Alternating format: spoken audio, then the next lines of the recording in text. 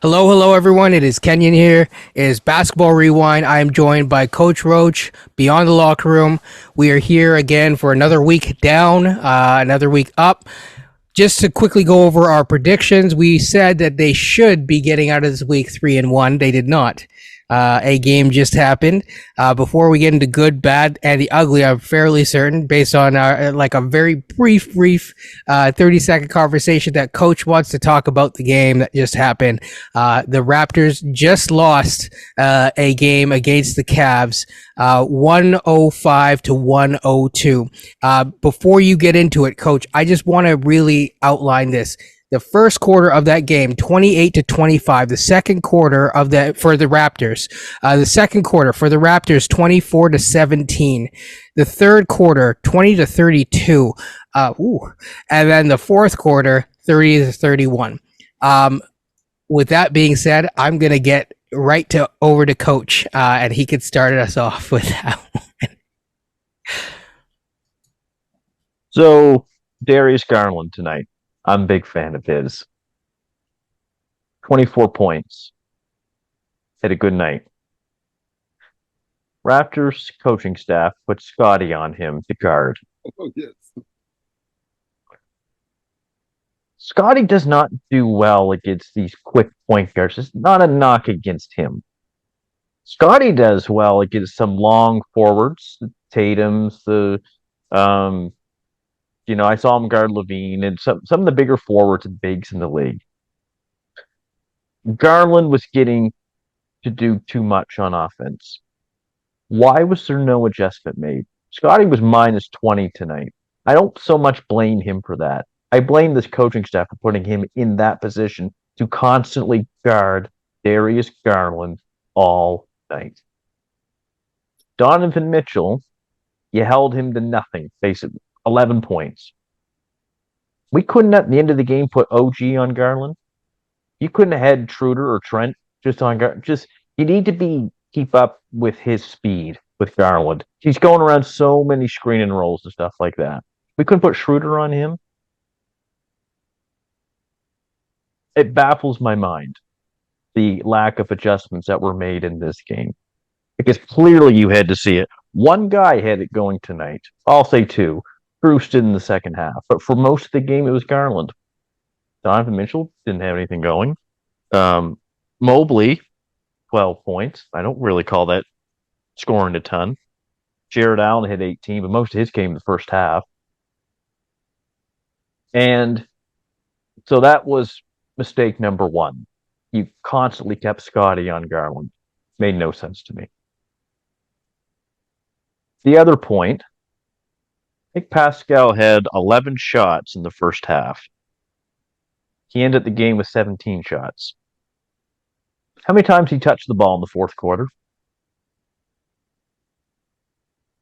Did he touch it 5 times in the fourth quarter? I don't think he even touched it that much in the third quarter, to be honest with you. And not often.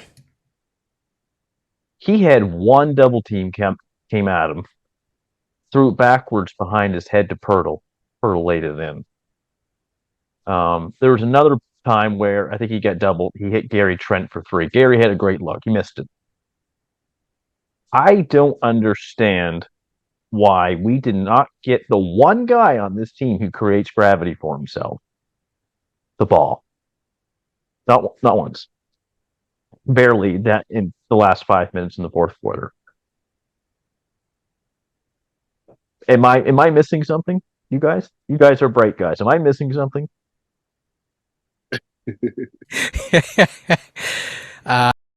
I get yelled at enough by enough people about this, but I mean, I'll say this: it was a very winnable game.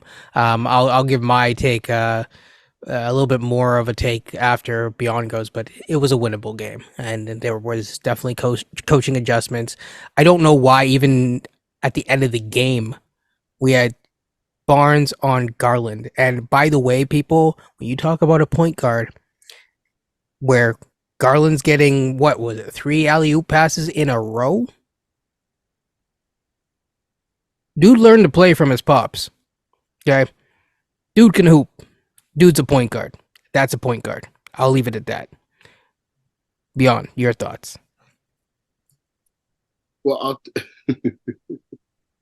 I'll talk these three subject matters. So let's start with the Garland point, since that's the first place Coach went to. If you had to mark up three people, I'd say Scotty's kryptonite, players that you do not want him on, there would be a short list, probably, at least some type of list. And Darius Garland would probably be on top of it. He'd be like the green kryptonite sitting right there, like Lex Luthor sitting right there. And we played now at 17 games this season. This is the time you want Scotty to play a point guard. We played 19, actually. 19, my apologies. I haven't seen Scotty really. They've been hiding him away from point guards all season as best they can.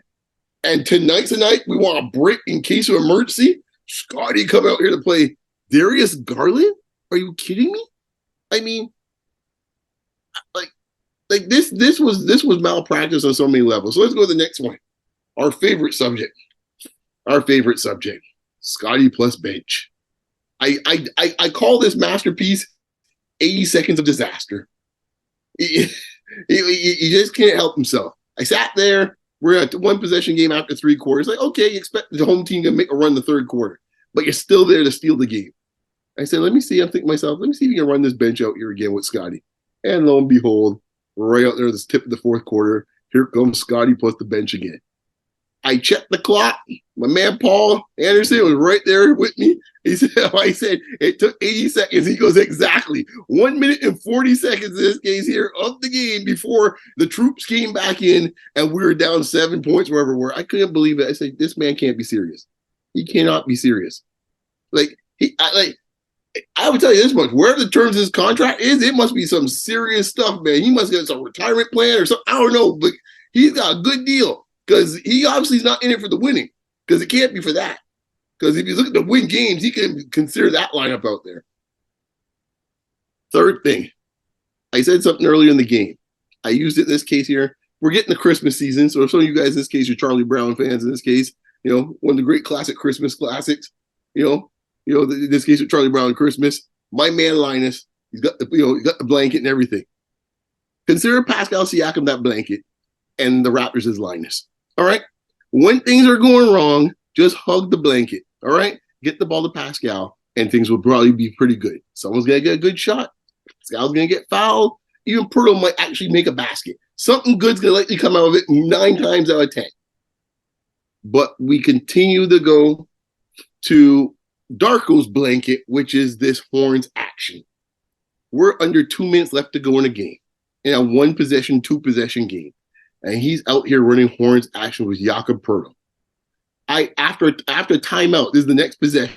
I couldn't believe it. The ball almost got stolen by Mitchell in this case when they're trying to get to Scotty because no one knew where the hell they're supposed to be. All right, and I'm sitting there going, I think I texted and say, "What the hell are we doing out here?" No one knew what they're doing. And we find ways to make life difficult. It's like we're the evil Knievel of basketball. We find, just for you kids out there, go search up on Google, this dude in this case here. We find ways to go through hoops with flames and everything else to try to win a game. I don't know why we try to make life so difficult for ourselves, but this coach and this front office seem to find new ways when you think it wasn't possible to make it more difficult. It's like, oh no, we'll put a triple twist to Axel here and good luck trying to figure yourself out with this one. I don't know. I at this point, I just don't know what we're doing out here. I don't know how many times you have to look at the same thing all over again and can't figure out. It is truly insanity of what we're watching. Truly is insanity. Because that's the only thing to describe it. That we continue to do the same thing every night and think they're going to get a different result. I asked the question. I might have been just asking out in the ether, but I put it on X or Twitter or wherever the hell they call it these days. I said, listen, how many games do you think this coach has cost us? That's the question I'm posing. We have to go through the 17 or the 19 games where how many games do you think he's cost us this year? Right? Because I'm not even talking about the close games, because everyone just think about those games. No, you got to talk about the blowout games that got away from us because of what the nonsense he's doing. So, like at some point, you have to sit here and go, like, this dude ain't really ready for big-time action. It happens sometimes. Sometimes it happens. And some coaches in this case, like the homeboy in this case, I'm not saying it's a European thing. It happened to be that dude in Phoenix in this case here. He got fired after 9 games. Earl Watts had a lot of extenuating circumstances, but he was gone about to 7, 8, 9 games. It happens. David Black, it took a season. Say, dude, You running plays for who in the late stretch? And LeBron said, nah, we ain't doing that. It was adios for him. He never got our job again. You know, Fizdale, same thing. Sometimes you just realize, it's like, you know what, dude? You know, that's data for you. Sometimes I forgot about Fizdale. Like, yeah, like he that's data for you. he was in and out quick. That's his contribution as a head coach. One of the great coaches of all time. You know, so that's my data for you. At some point, you have to look around and say, you know what? This dude ain't really ready for the job, man. I'm sorry. Because if you had any, I'm not even saying it's Greg Popovich. Just if you have middle of the road head coach, let's say, I know he's got a championship, but let's say it's with Frank Vogel is your typical competent NBA coach. If Frank Vogel's coaching his team, I suspect this team will have a better record than it has right now. I'm pretty sure of it. I'm pretty sure if Hardy for Utah was coaching his team right now, he'll have a better record right now. Pick the coach. And I'm just sitting here going, like, this dude has no clue what he's doing. None. But that's all I gotta say about it. Like, I mean, because this is something this is more than a game. This is something that's going on all season. And every time you think you figure it out, I'm gonna give you a new Peanuts reference. It's like Lucy in the football. Every time you think you're ready to kick the ball, it's like, Dark was like Lucy. You know, flip that ball back up. Check the fine print, Charlie Brown. Also part of the Christmas special, I think. That might be the Halloween one. But nonetheless, you know the deal. It's the same thing every time. You just wait for it. It's like, no. And it seems to be a cap. It's like, in this case, like Siakam can only score 30-plus points once a week. And then after that, you know, it's like we have to have him down to about 18 a game for that point. You know, and I'll get into some good, bad, and ugly because there's some other trends that we'll get into later on that are starting to concern me as well, too. Yeah, just to wrap up about the game, I'm going to make a point about Scotty, just because I know some people like it to be about, you know, player versus player, even though these guys don't really hate each other. I don't know why we're making it a Shaq versus Kobe thing or whatever, but sure. Okay. All right. I want Scotty to be in the best position. Simple as that. I don't think that he's a good perimeter defender. I think we learned that under Nurse. You know, you could have your gripes with Nurse about his rotations or whatever. I think there's things that we at least learned from Nurse, like Scotty not being the best perimeter defender. Same with Pascal, not good perimeter defenders. Pascal's decent, actually, pretty good defender in the post, actually. You know, obviously, if dribble penetration gets in, he tries not to foul and stuff like that. But in general, he's decent. Same with Scotty. I mean, if people want to look and be like, oh, see, oh, gee, oh, okay, he was 4 of 12.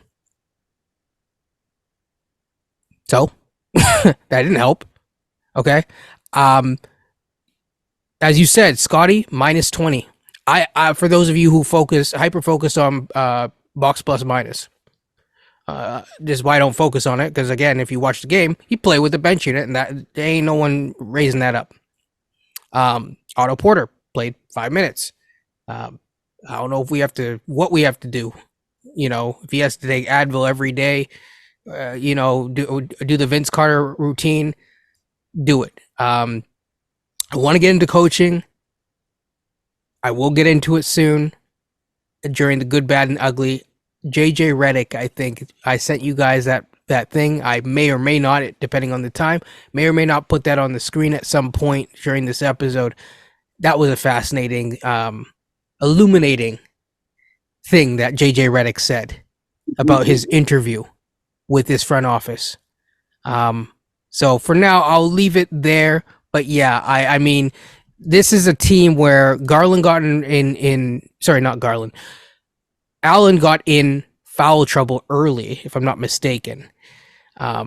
First, portion, I was having some technical difficulties seeing, so I saw more of the latter half of the game. But Allen got in foul trouble. At that point, you go at him, right?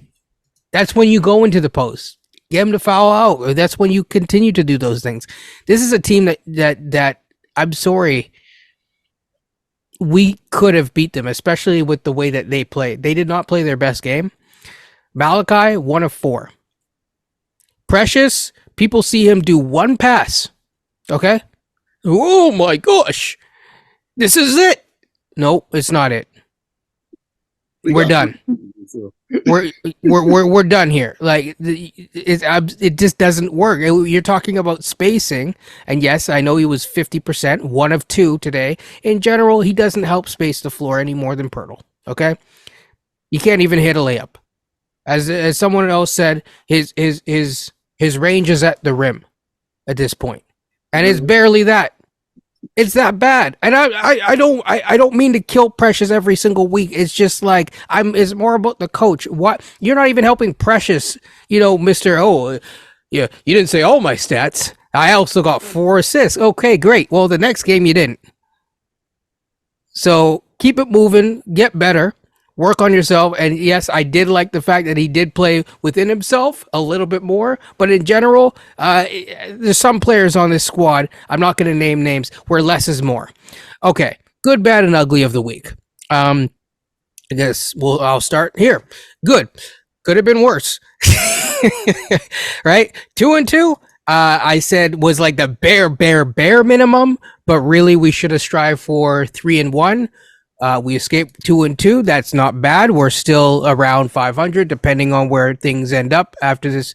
We're actually one game under 500, so we got to 500 this week. We almost were looking at the daylight, almost like the Matrix, where they go over the cloud. They see, oh my gosh, there's sunlight for once. We almost made it there. Didn't quite make it with the craft. Okay. I think other than that, we did notice some positive trends. The way that they played and get it out that win against Indiana, again, I will say, as Beyond will probably say, as Coach will probably say, Indiana was a game that started to slip away, and they didn't need it to slip away, but they got the win, right? But at the same time, I think, and this is another thing, we saw that Barnes is able to have a good game, even though his faithful sometimes get all crazy about it and oh my gosh, he didn't have a good shooting percentage or whatever, but he had his shots. He did his stuff, and just because he didn't have the best shooting night, he still is able to contribute in a whole bunch of ways. I would much rather take what Scotty Barnes does on his, when people say quote unquote bad nights, and to me the Indiana game wasn't a bad night, versus Gary Trent on a bad night where you get nothing else. So I'll leave it at that. Beyond, I'll have you go next for the good, and then we'll go to Coach. My good was, honestly, I just put it as the 2 wins. Actually, I thought overall I like the grit they had of the 2 wins. You saw some good things coming out of that. It's so hard to put that as the good because you know what's coming afterwards, but I'll take for what it was for those moments. Chicago game was really good. I like how the guys moved around. And how the approach was on the team. They played with a purpose on offense. They knew what they wanted to do. They knew how they wanted to attack Chicago, and they made Chicago pay. And then Indiana. Sometimes you realize some nights it ain't gonna be about defense, man. Some nights you need to put the ball in the basket. I like the fact that their mentality was like that against Indiana. They were sitting here, well, we're going to shut Indiana down to 110. No, dude, you ain't doing that way, Indiana. You better be able to get your big boy pants on and put some balls, put the ball in the bucket. So I like the way they were attacking the hoop. I like the fact that, funny enough, it's very strange going back to our discussion about Cleveland, another road game in this case here. How he approached that road game was very interesting. Even 5 or 4 or 6 point possessions, he was calling timeout immediately with Indiana. He was not letting the rope go. I found that interesting. But tonight, it was a different mindset. Now, I don't understand what happened. This team's not good enough offensively that you can let this team ride out things on the road. They are not. Not with the personnel we have on this team. You have to manage them pretty much like in this case here, like you're a teacher in this case, and it's recess or break. You got to be watching them every second. We can't go let there and you go mark some papers in the other room and let them be on their own. No, you got to be right there in the room with them. Because if they do, they're out there making paper airplanes and everything else. Nah, we can't be having that.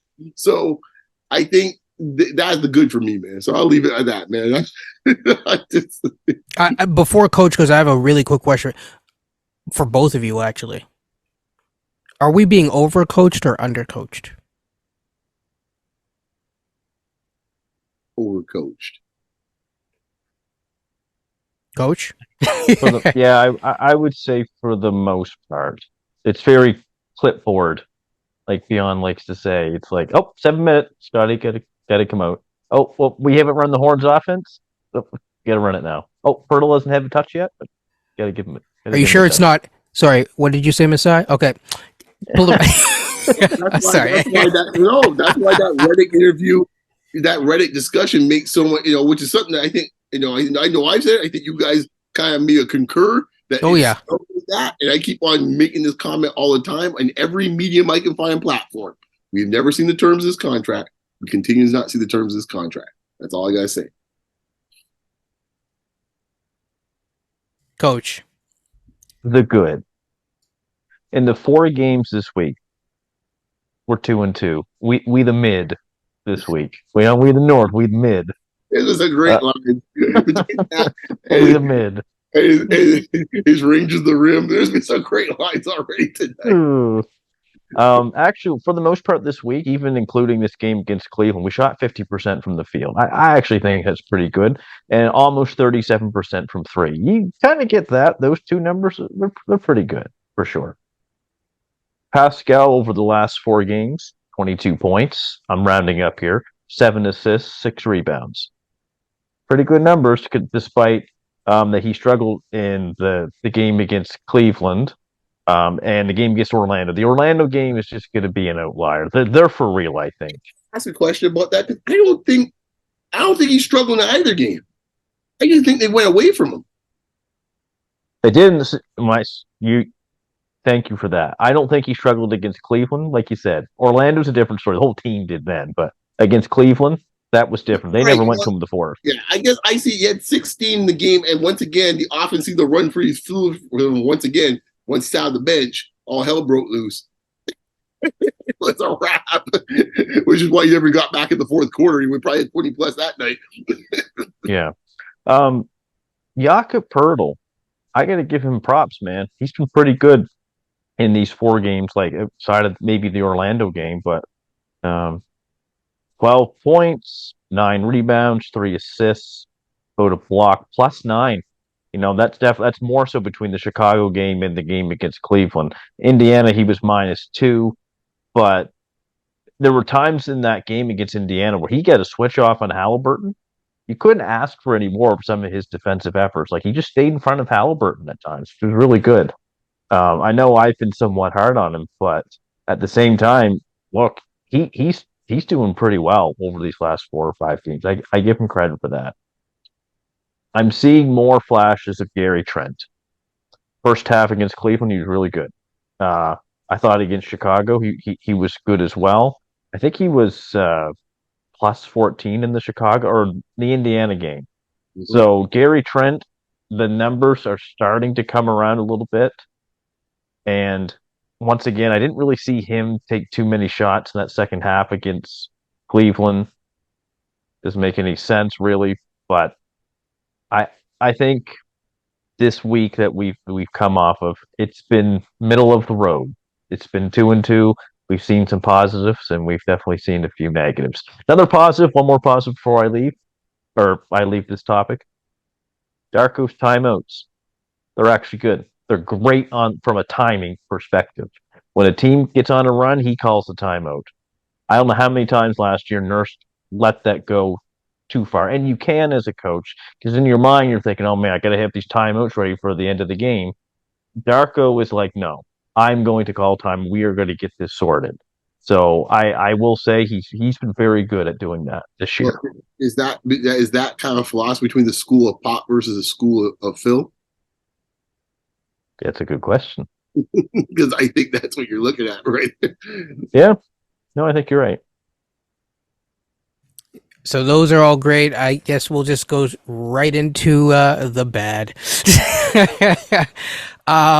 Yeah, I mean, some of these games just sum everything up so well. I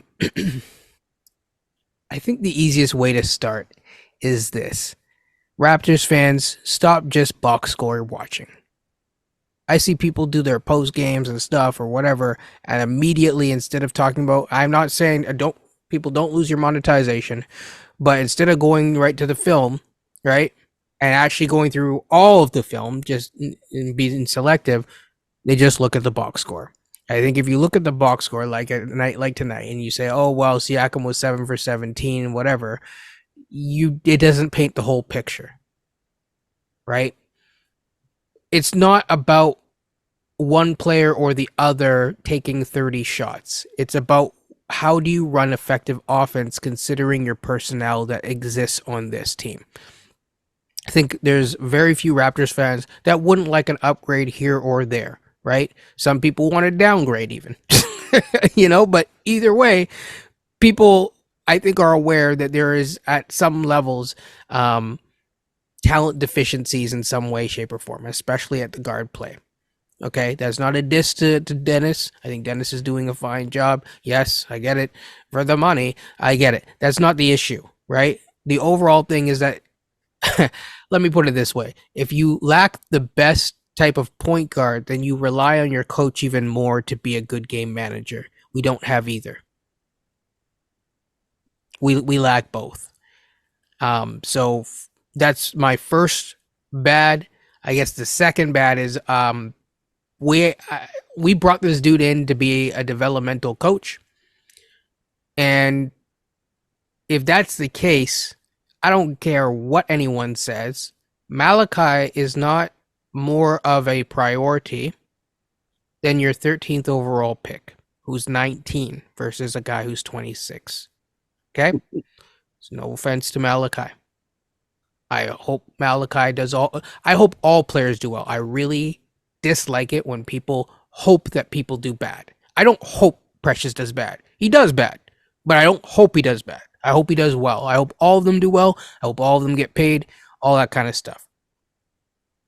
My concern, though, is from a Darko standpoint, like you would think, especially in this 0.5 egalitarian nonsense offense, okay, that would be the perfect guy.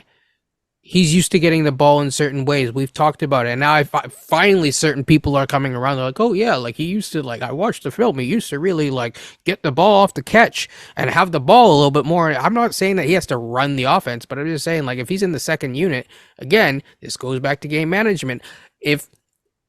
Okay, here's a good example. How many times, and this also ties into the ugly part too. So, but how many times do you see Barnes drive in, stop his dribble? Bad. Rule number 1, learn this from Nash. Don't stop your dribble. Keep it going. Keep it active. But then turn around and pass it to Precious. Would you not rather that? You like if you are a Scotty and Barnes fan and you are we're thinking about the future. Why would I want the ball to be going to Precious to shoot a 3 or to do something or make a decision versus Grady? I'll leave it at that. That's my bad. Well, probably gonna get flamed, but whatever. I live dangerously. Yes. My bad in this case here. I'm gonna be specific about it. I just refer to it as the Scottys Management. Let's put it that way.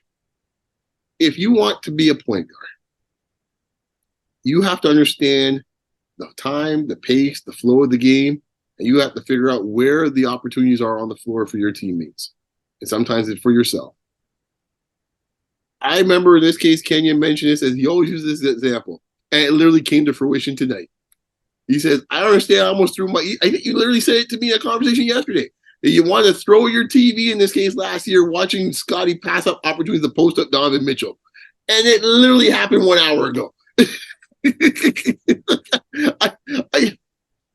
I sat there in my chair, and we're in the third quarter, maybe. I think it's third, maybe the fourth. I think it's the third.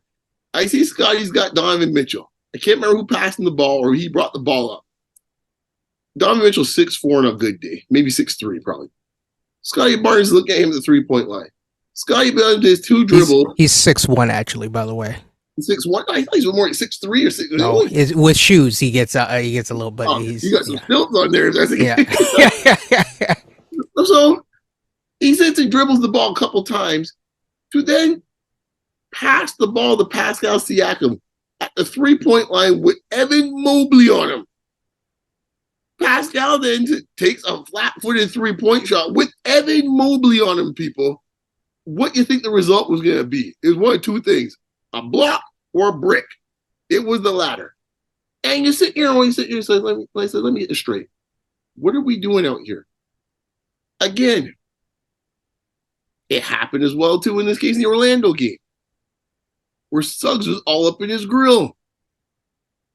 All up his grill. And you can't do anything about it. Tonight. With the tongue out, too. Right. Tonight, and this is something I'm starting to see more and more. And it's got nothing to do with usage. It's got nothing to do with Siakam or anything else. Even be fair, it got nothing to do with Schroeder. This is with him. There's the passivity that comes in his game. It ebbs and flows at times with his game. I don't know. There's a lack of confidence. You mentioned this case is concerned about the dribble.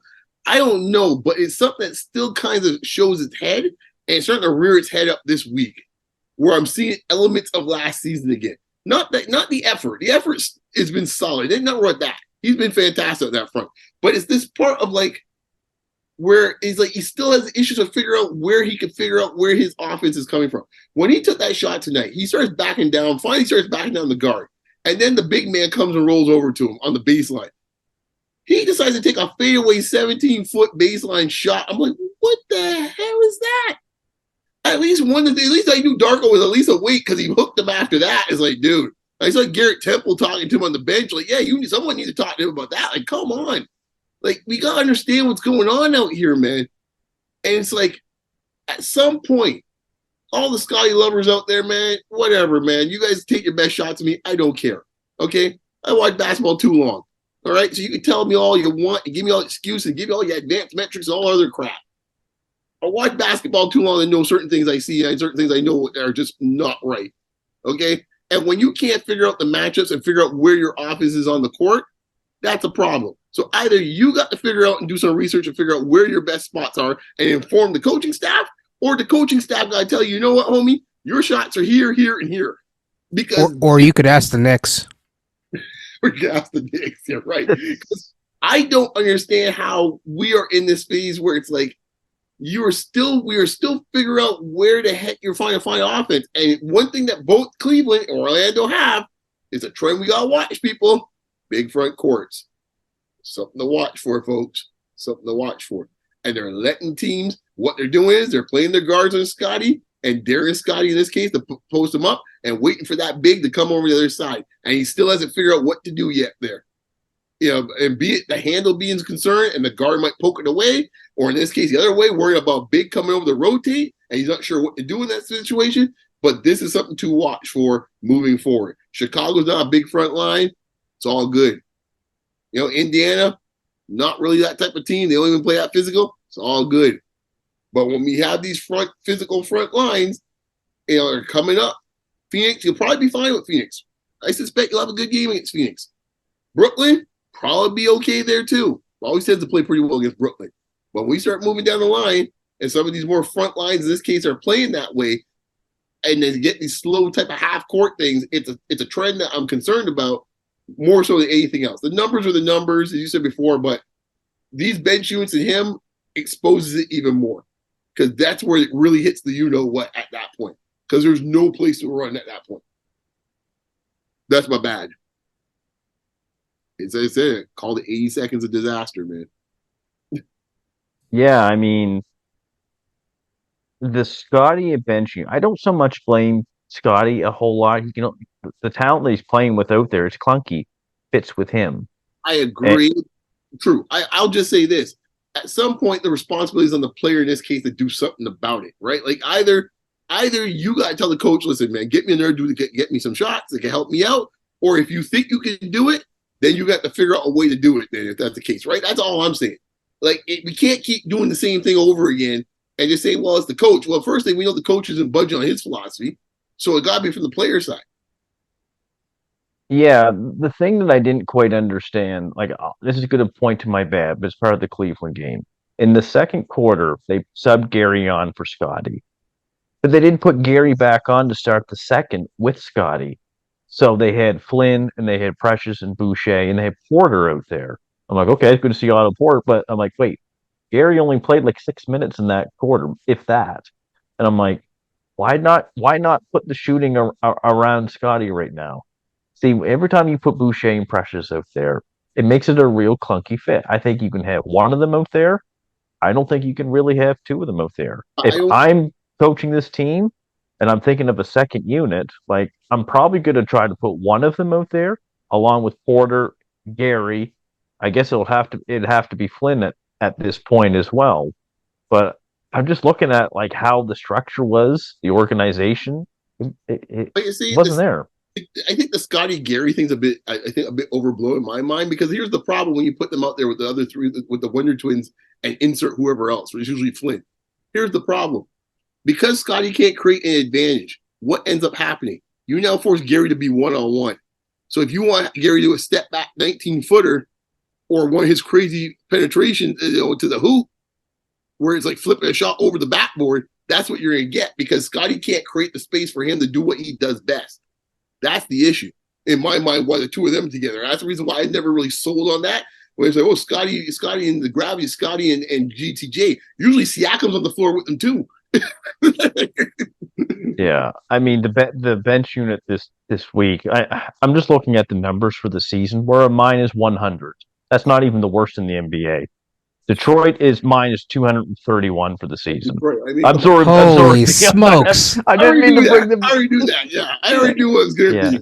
Yeah, actually, Cleveland's really bad too. They're minus 222. Yes. Cleveland's bench has never been good though. No. Yeah, but when we're a minus 100, like OKC has the best. They're plus 331 on the year. Their bench really, really good. Orlando's second, but we got to try to figure out something with this bench unit. Like ideally, I know Beyond keeps saying we got to put the bat signal out for Koloko. Like, do we have any 7-footers walking around to donate him a lung or something? Like, I don't know. Anything to get him on the court. Coach. Orlando picked up Goga from where? Like, I don't even know where this dude came up from. I've never heard of Goga. Right? Okay, fine. They drove up to Indiana, put him on a bus. Out of nowhere, he's playing on the team. Why can't we do that? Like literally Tristan Thompson ate our lunch today. Tristan Thompson. I thought it was 2016 again. I think Tristan. I said, wait, what happened? A decade ago? What happened? and people think I'm crazy that he can't play for Canada in the FIBA Olympics. That's all he has to do is what he did tonight. Be physical, grab rebounds. That's it. All you got to do. Sorry to interrupt you, Coach, but yeah, it's just... No, that's kind of been my bad this week. Like, look, it's been middle of the road, but these bench units really, we are, 8 and 9, so we're about 17 games in. Mm-hmm. Got to start to put the pieces together now and what this is going to look like moving forward. Get Scotty a bench, and this isn't so much against Scotty, because he can only do so much out there. As a coach, it's like, well, I'm seeing the trend here. Maybe I should put Siakam in bench units and let Scotty play the full first quarter and give him that break. Just to give that a mix, because these two guys, this is your two-headed monster. What Scotty is doing out there, there's no reason that Siakam can't do it out there as well. That's my perspective on that. Just to give it a try, see what it looks like. Yeah, I think right now. Yeah, I think right now. See, this is where, and this one's from a girl, Lily, man. See, this is where the Fred fans are gonna enjoy this, right? Because this is where the Fred absence does play in. Because when you had Fred with bench, you could hold up and you could tread water, right? You could tread water with those units. There's no one else right now has shown me that, obviously it's not named Pascal Siakam, that I can put out there a bench unit right now and say, you know what? I can feel confident they can hold the fort down. That's the real issue. The best scenario, I think, personally, for your bench unit thing is what you try to do in the third quarter a little bit. Start playing Schroeder and Scotty together. Because at least Schroeder in this case could probably beat his own man, which might start creating an advantage that way. At least that match is possible. Because let's face it, we've seen OG and Scotty. It's been helter-skelter on that, man. It's been pretty rough at times. And sometimes it's been good, depending if OG's got a hot shooting day, it can look great. But if it's not going that night, right? You saw you throw in Gary if you want to call him a pseudo starter. Same issue. Pearl, we already know the stats with him and Scotty. Nah, it won't work. so your option now is down to Schroeder. And honestly, that is probably the best scenario I can think of. So you're basically saying have Schroeder come out first, as he should be the first sub out of the game for Gary, and then run that 5-man U, which I've been asking for, which our good friend Lewis provided those stat numbers, plus 34 only in 4 minutes. We did see it tonight when Schroeder left the game, I think in the second quarter or something like that. Yeah. Yeah, when he ran back to the locker room. They didn't look too bad to me out there. I like to see those stat numbers again, what their plus minus was with that particular lineup.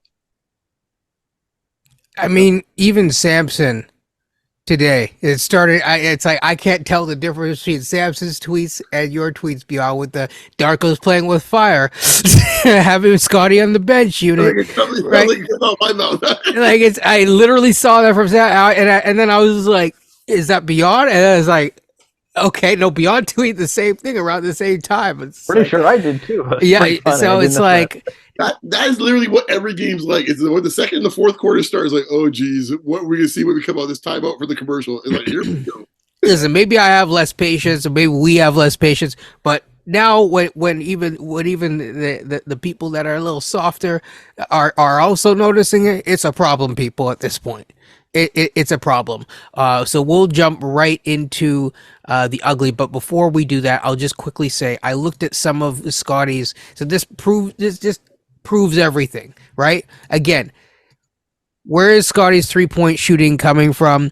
Well, I'll look at the 2 threes that he made, because I think he only take 2. No, he took 4. But the 2 in the, I guess 3 in the first half. One was obviously with the starters. That's fine, okay. But then the second and third one, before he got to the final one, right, were with those bench units, and that proves out what you're saying. It's like you can't make an advantage, and then you're doing some step back 3. A step back 3 for him is not a good shot. For Donovan Mitchell, it's, I guess, an okay shot. It's still not a shot that I would prefer. I don't want anyone making routine step backs. And I get it. His shot has improved. I don't want step backs, okay? If at all possible, okay? And to be honest, unless he related to Del Curry, that's about it. Yeah, and to be fair, he's like 6'8", whatever, 269. I don't even know how tall he is, how big the wingspan. I don't need him to do step backs, okay? He's big enough that he, hypothetically, I know there was one where he tried to drive it on Mobley, almost lost the ball, that kind of stuff. Mobley's a good defender, but it seems like everyone who has number 4 from this draft class was has some sort of level of defense, right? Suggs will tell you that too, but either get it in the post or just simplify the game at times. But my thing for Darko, and this will go straight into the ugly, is, again, I will keep going back to it. Please, you talk about Horns action. Run it with Scotty, okay? You don't like Siakam? I'm not saying for Darko, but I'm saying the people, they don't like Siakam, get rid of this man. Okay, chuck him out like Jazz from Fresh Prince. Fine. Then run it with Scotty. There's no reason to run it with Pirtle. Are we now valuing Pirtle? This is the thing that I've not heard anyone explain to me. Why is Pirtle higher on the pecking order at times than Scotty Barnes or Pascal Siakam, or for the Dennis thing, I get it. Like, I mean, he's definitely a little bit too high at times, but why is Pirtle that high? I mean, I was complaining about Precious being too high. I'm still complaining about him being too high on the pecking order, but at least that has kind of calmed down a little bit because, of course, at some point the coaches are at least trying to win at some level, apparently, allegedly. So yeah, I mean, I'll leave it at that for my ugly. I just like some sort of sensibility would be nice on a regular basis, not just when you need it at last moment. Dennis had a perfect quote just to encapsulate my whole thing, where he was calling, I think he compared Darko to Blatt. He's like, he's not quite like Blatt. He's kind of like a European coach, but not to that degree. And you can see it where it's like there are times when there's, he'll kind of, just the way that European coaches go, he'll kind of shift and wane and ebb and flow into something that makes a little bit more sense that I think he's talking to the guys about. But at the same time, there's also moments where that doesn't seem to be the case, where, even the greatest defenders of X player are like, well, Sometimes this doesn't make too much sense. It doesn't matter. Pick it. Pick a player. Pick any player except for Dennis. And tell me that it routinely made sense this year at times. I'll leave my ugly at that. Anyone else want to go? You know what? I didn't really have a solid ugly till you mentioned you're ugly. And Sorry. No.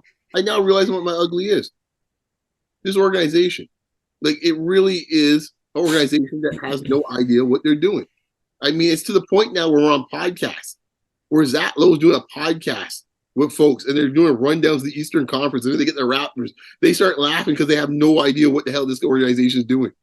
These are folks that do basketball for a living and are chuckling because they have no idea what this organization is doing. You just explained it in this case so perfectly. We have a front office that wants to say they want to have, what do we want? Vision 6-9, interchangeable players, whatever the case may be, they're changing basketball. They go out there to hire a coach who sees things in a very traditional manner when it comes to positions. And he goes one step further. And it's now just made so clear when you just said it. Darko Rajakovic, in this case, prefers to run offense through the 1-5, a center and a point guard.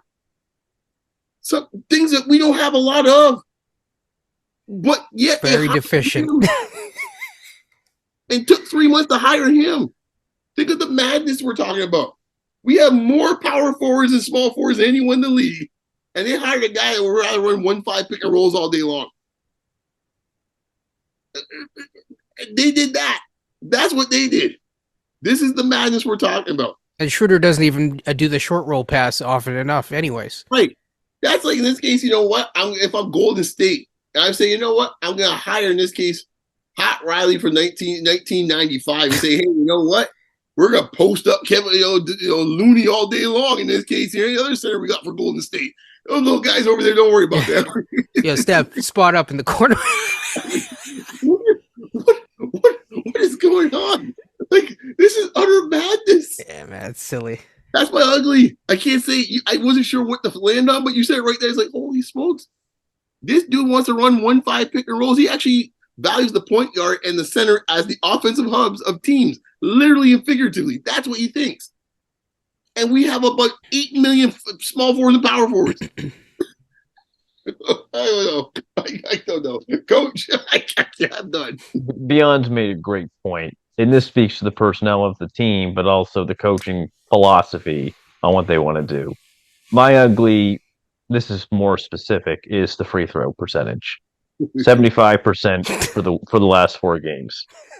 Most of that actually came in the Indiana game where they shot 83%, and I think mainly that was Siakam. I don't have the individual statistics in front of me. I know Gary wasn't very good in that game shooting free throws. Bruder's a pretty good free throw shooter. Scotty's been pretty good for the most part this year as well. Today we shot against Cleveland 69%. That's unacceptable. And they only took like 4 foul shots the whole game. Cleveland at 6 at most. Maybe those shots that Donovan Mitchell took at the end of the game. We had 29. Like, it was just there for us. We actually got to the line. Like Barnes usually doesn't get to the line just because of how his game is. He got to the line 5 times today. Siakam gets his usual. He's trended up. He's now 6 times. Almost getting 7 times a game. Indiana, he got to it 11 times. But this tonight, they got to the line. Those two converted, by the way. They did actually convert their free throws, so it wasn't them. It was Precious. Well, yeah. I mean, it was kind of a team thing, but yeah, I do see your point. But Precious 1 for 4, OG 1 for 3, 2 for 2 for Jakob, so he made his. 4 for 6 from Siakam, could have been better. Yes, Scotty shot 80%, so he missed 1, 4 or 5. Beyond almost fell off his chair when Pirtle's there shooting 100%. Yeah, we got guys shooting about 25% or 50% from the free throw line. No, it wasn't very good today. I'm trying to think of another ugly like that. That was bad, but it's the when did we turn into the 1985 Georgetown Hoyas? Just curious. I'm too young. I'm too young. I don't. I just remember Jordan taking the shot over Ewing. Yeah, 82, I think. God bless Georgetown, man. They play hard defensively, man, but there's some bricklayers at the free throw line. Most Big East teams in the 80s were not good free throw shooters. That's why pretty much always fouling, hacking at like 6 fouls. Everyone else in the country went with 5 fouls because they'd just be hacking everybody in the Big East. But that's what we're like a Big East team in the 80s. Gotcha. I was trying to think of another ugly that I had. Like it gets ugly for me the games that you should win, but you don't make those adjustments. Like I'm still a little irritated. What they kept Scotty on Garland the whole game, and that's nothing to do with him. He leads the team in blocks. Why are we having him out on the perimeter guarding guards? Explain that to me. I don't know. You Someone can't. asked if he wanted that assignment. I was gonna say even if he did, he ain't Kawhi, so that's enough. No, but his strengths are, and he has shown it this year. Like this coaching staff, for the most part, has had him defending guys at the rim. Good for them, by the way. And Scotty's numbers are very good when he's doing that. I don't want him out on the perimeter as least amount as possible. I want that. I want Actually, him most of the game guarding Evan Mobley. I would rather have Siakam, yep. OG, Gary, and True. I would have had Siakam guarding guard because Siakam on the perimeter actually is pretty good. Yes. Because I've seen Siakam kind of keep Maxey in front of him, which is unbelievable. So, like, I don't know why he probably at least giving at least enough tough shots for Garland, but there was no resistance whatsoever. It was just Well, like the freeway. yeah. Here's the other thing, though. If you keep Siakam on Mobley, Mobley didn't do a whole lot. Like Mobley wasn't moving around a whole lot. So in theory, Pascal shouldn't be too tired. It's like, okay, we're keeping him as fresh as we can on defense so he can do more on offense. Did we get him the ball on offense the last 5 or 6 minutes of the game? No. I tell you, this team is bizarro world, man. I keep telling you, man. Yeah. So just a couple of things there.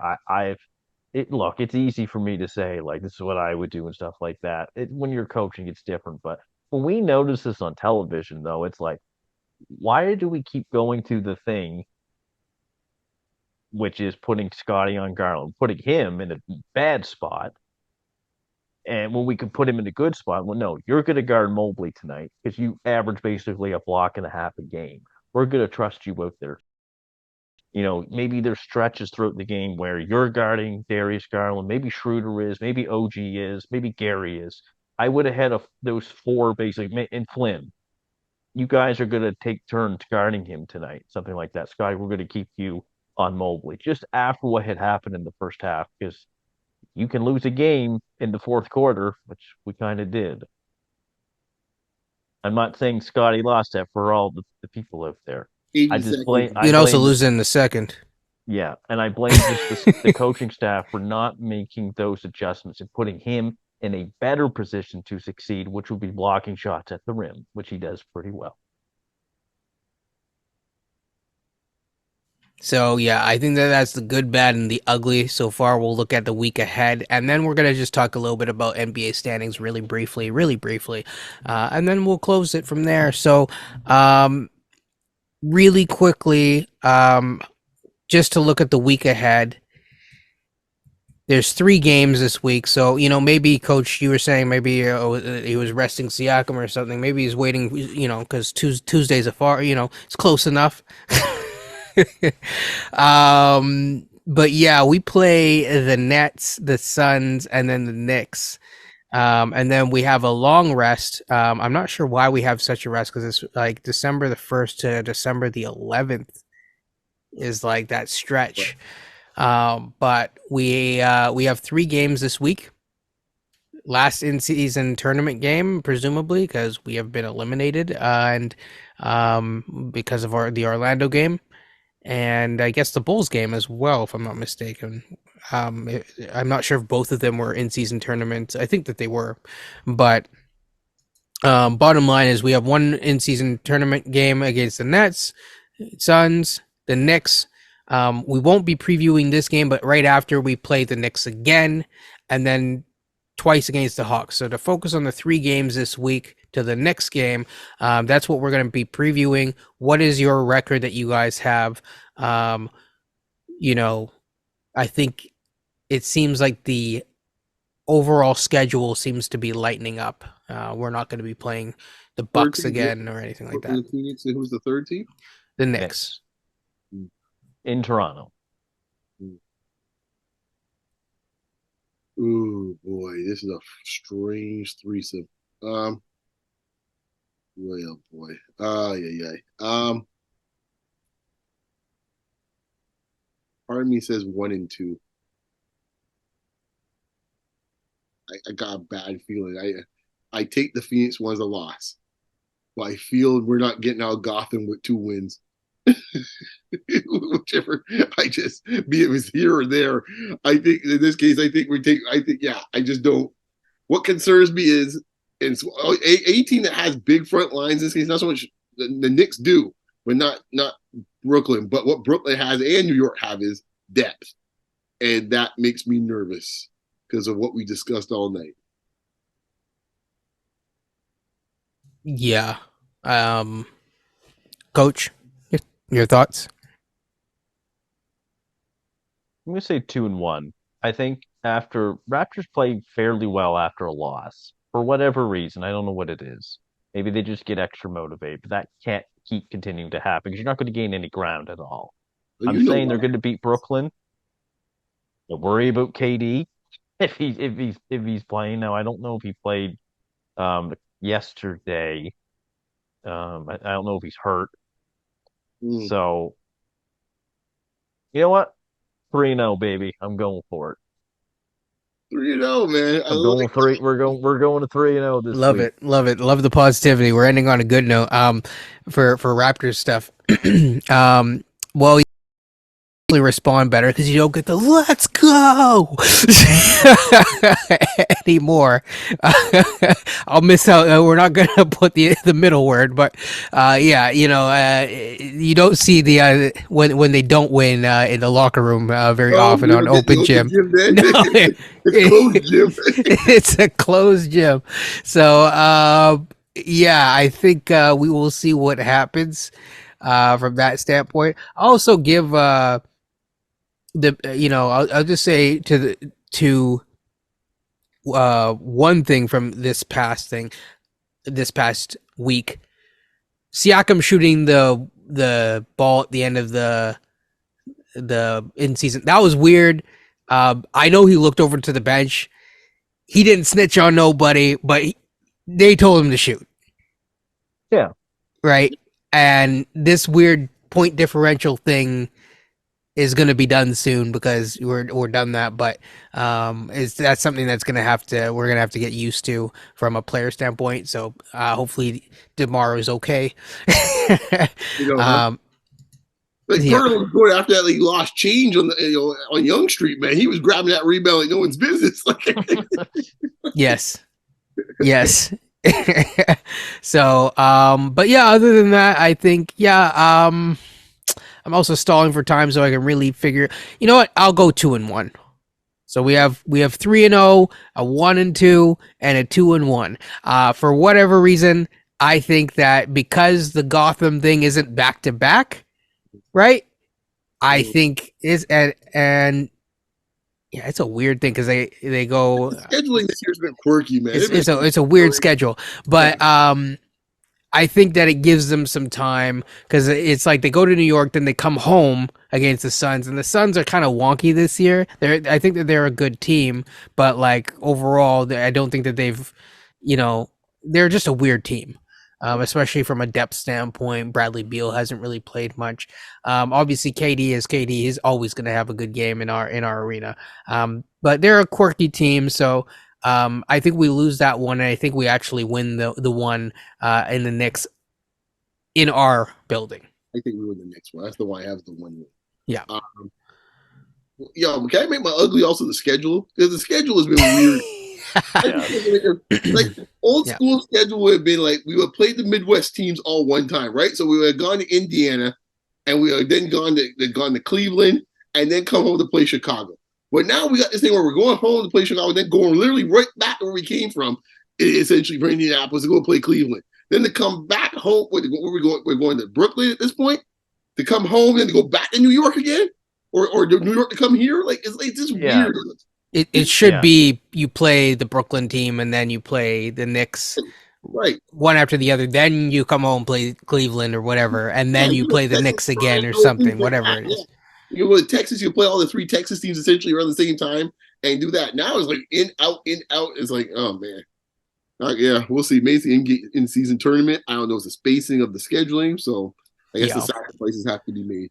So, with that being said, our Raptors portion is done. If you're interested in continuing on with us, if you're still with us, obviously like, comment, and subscribe. But we are now going to be talking about the NBA standings. I'm not going to remember all of where we were, but we can just talk briefly. We'll start with the West Coast really quickly. And I think the first question, and just a few brief questions, and we'll get out of here quickly. So, I'll quickly just go through the full standings of each conference, and then the first question that I have is really, are there any like one or two surprising teams in terms of either doing good or bad from either conference that you want to talk about briefly, and then we'll get out of here. So, West Coast first, Timberwolves, number one, followed by the Thunder, followed by the Suns, the Nuggets, obviously without Murray, the Mavs, Kings, Lakers, then the Rockets at 8. So those are all your defined playoff teams. Keep in mind, I kind of half walked it back, but I was like, okay, I'm just saying. I did say that the Rockets might be a play-in team, so. Then we're looking at the Pelicans, which are an interesting team because everyone seems malcontented on that team for some odd reason all the time. The Warriors, who just apparently won one. I don't know about tonight because I don't know if it's refreshed fast enough, but they are 8-9 according to this. The Clippers have really not found their footing too much. I think they won one, but they've really struggled since the Harden deal. And Bones Highland is not playing Masai. Masai. Paging Masai. Then Utah, Trailblazers, Grizzlies, and finally the Spurs. Wemby started out hot, but man, the Spurs, they need work. So I will say that. Do you want to? Does anyone want to comment yet, conference by conference, or do you want me to continue on to the Eastern? East.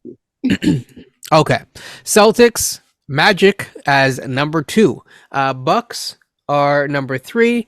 The 76ers with Nick Nurse have just been chugging along pretty well. Pacers have been doing well. We saw them recently. Shout out to Halliburton. Obviously the Heat have been they've lost 2, but they've actually been, doing pretty well at number 6, then followed by the Knicks, the Hawks, Cleveland, then us. We had a chance to, flip places with Cleveland tonight. We did not. And then, of course, the Nets, the Hornets, the Bulls, who are looking like they are, going into their 3rd, 4th, 5th player only meeting every single night. The Pistons, and of course the Wizards at the very last. And just so people know, just for if you are Team Tank, the Pistons, the Wizards, as well as the Spurs, and I forget the last team, the Spurs and the Grizzlies. Gosh, I'll have 2 or 3 wins only, and 13 or 14 losses. I didn't realize it was that bad for the Grizzlies, but goodness gracious. Does anyone want to take it from there for either conference? Well, I'll go ahead, Coach. Oh, so in the West, I think Golden State's a bit of a surprise for me. Like, I get it, they're getting older, but Draymond's really starting to hurt them with some of his behaviors out on the court, stuff like that. Clay, they're putting him in trade rumors. I definitely don't think they're going to trade him. Golden State's at this kind of inflection point to a degree because they're all in. Like, it's hard to go. It's hard to be a serious contender when you're in 10th in the West. We know how difficult the West is. They're a team I could see possibly making some moves moving forward to improve their team. Minnesota, I thought they would be pretty good this year. never did see them at the top of the Western Conference. Anthony Edwards, he has arrived. He is really, really good. Chris Finch is doing a great job with that team. Oklahoma City, I think they got one of the top benches in the league. Chad Holmgren is for real. There was a reason why he was the top from an analytics standpoint, the best player from that draft class, which was last year. Too bad that he had to miss the year, but he's a real deal for sure. And of course, Shea, Cason Wallace, we all know Kenyon's guy, Cason. He's good. Are we going just to the east now as Just well? yeah. So if there's no other surprises, we'll just if you have a couple East teams that you want to just quickly touch on, then we'll go to beyond. Sure. From surprise standpoint, Orlando's the biggest surprise for me, without question. They are a game behind Boston. They're really good. They play very hard on defense. They have some shooters around them. Beyond Sky Franz, he's good. You know what you got from him. Bankero's good. You get a good bench and Cole Anthony. They're basically doing this with a Wendell Carter or Markel Fultz, which is quite something. So they have a lot of depth. They're young. They play hard. Jalen Suggs in particular, great. He's great on defense. Uh, yeah, Orlando's kind of the only surprise for me in the East. Everyone else is like, yeah, the Boston's, the Milwaukee's, the Philly. I had a feeling Indiana was going to be better this year. They're just going to shoot 93s a game, and they're going to live and die by that. But yeah, everyone else really isn't too much of a shock for me. It's been Orlando for sure. I'll just say mine is just the summing of changing of the guard, man. I think now you're seeing the youth have arrived, and if you sum it up with teams like Oklahoma City and Orlando, so let's just say Indiana, Houston, you're seeing that these teams have put in a lot of investment in the draft the last 3-4 years is all coming to fruition now with all that talent now, where they have a lot of depth. So they have a window now, to figure out how many of these guys are going to keep when all these contracts come up, and figure out, at that point. But this is the fun time if you're a fan. We have all this youth, and they're playing well together. There's no better time than that than probably when you're actually winning the championship as a fan. This moment here. So for those fan bases, good on you. You've suffered a lot. Trust me, as a Pistons fan, I wish I could be there with you, but that might be a little bit longer. To me, that's kind of like the theme I think so far early in the season that the youth have arrived, and it's going to be very interesting. I think the only other thing I think right now, is I'll go the opposite way actually from a standpoint of a little disappointment at the moment. I would say Sacramento a little sluggish out the start. I think I'd expecting them to get off to a better start, considering that their whole team was together and they didn't really have many major changes. So they're okay. I thought they would get out to a bit better start. I know they had some nagging injuries here and there, but I thought they would be a little bit better. And pretty much Philly in some ways I thought would be a bit stronger out the gate, to be honest with you. They started off well, but they kind of, not to say hit a wall, but they got some issues that they need to deal with. I didn't think they needed a trade after the Harden thing, but they might need a trade. Not to say that. They might need a trade, so we'll see. Yeah, so for me, I think the most obvious one. Shout out to Delano Banton who got the start today. In for Boston, of course. Um, I would say from the East side, obviously the Magic are going to be your surprise team. I thought that they would be better, but not this good early on. I don't know if they've had the hardest schedule or not, but I know that they have won games and they've won the games that clearly they're supposed to. So from their standpoint, I think that there's nothing to be but impressed by them, honestly. I think now I turn to the West. OKC, expected them to take a leap. I think all of us said that they're the one team that could really, could surprise and punch up. So that's not really a surprise. Golden State, yes. I thought that they might have one more in them, but it'd be a little wonky. So far, it's looked a little bit more wonkier than I would have anticipated. What I will say is, again, to echo Coach's sentiments, Minnesota getting it together this early and really crushing the competition. And I'll give a shout out to someone else, Cat. I think a lot of people came into the year thinking that Cat, didn't really have it in him anymore, and he's seemingly has shocked a lot of people and performed quite well. Finally, I'll also just say quick shout out to the Clippers because, my opinion, they shouldn't have made that trade. Don't know why they made that trade. I don't think it was a trade for them, and I think that they're up a certain creek without a paddle. I'll just leave it at that. So but hey, you're moving into a new arena, so good luck. Any final shots? I mean, I would love to get into the JJ Redick thing, but we'll get into that another time. That I feel like we should do a podcast at some point around that because it's such an interesting discussion. I don't even want to put it up on this, but it's an interesting discussion. So, any final parting shots before we get out of here? No, I think I'll just say from the Warriors' perspective, could we be looking at what the Lakers did a couple years ago? Just too many old dudes. Could be. Oh, actually, you just reminded me of something. But yeah, it could be. From a team tank standpoint, I just really quickly want to touch on this. I look at OKC. You look at how many Ute they have. You look at how many draft picks they still have. And if you're going to tank, if the purpose of tanking is to win a championship, because everyone seems to think that we can just tank for 2 years. Oh, you just tank for 2 years and you're there. Number one, those teams didn't just tank for 2 years.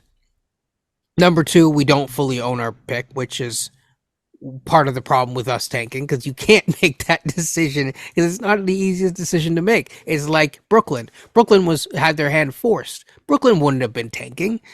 Brooklyn doesn't want to be in this situation. They had two people that were like, nah, I'm out. Right? So, and they don't own their own future. We partially own our future, but not this year. And so the thing that I want to remind people is if you tank, okay, unless OG is that Hall of Fame player, you better go into a full tank and go into full talent acquisition mode.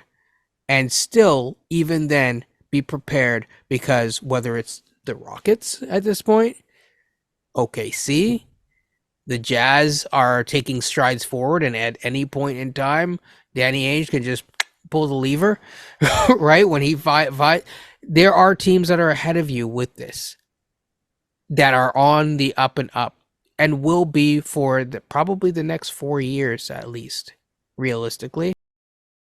Something to think about. And even in the East, you look at the Orlando Magic, you look at the Pacers. I won't say the Hornets. I'll just leave it at that. But those are two teams with like up and coming like dudes and picks and stuff. So we're in a tough spot. Thanks to our front office. So yeah, I'll leave it at that. Anyone else want to say a quick thing and then we'll get out of here for sure. I'll just say this just about the Brooklyn game. Claxton didn't play tonight. They went five small guys. Like Finney Smith was playing center for them. So the Raptors might want to try to match up with them a little bit better because they'll go 5-0. That's basically what they did against Chicago to win, with Finney Smith shooting threes and Cam Johnson and Bridges and Dinwiddie and stuff like that. So it might be similar to that Dallas and Indiana game a little bit, where Pascal needs to feast. Scotty, same thing inside. They got to get those guys the ball and find those mismatches for sure. Yeah. On the Phoenix front, I'll just say, like, from what I know, Phoenix isn't a good defensive team. So, in terms of their interior defense, you might, if you're okay going inside Darko, you might have a chance. So yeah. Beyond, any final words for you? If not, No, Yeah, man. you're like, I've said enough ugly today. All right. So with that being said, everyone, hopefully you liked the episode. Hopefully you liked the NBA standings update. We'll kind of keep doing that every around 20 games. So the next one is going to be around the halfway mark of the season. We'll keep you updated about the in-season tournament, even though the Raptors have been eliminated, of course. And with that being said, it's been Basketball Rewind. Like, comment, subscribe. Hopefully you liked the video. And with that being said, take care and peace.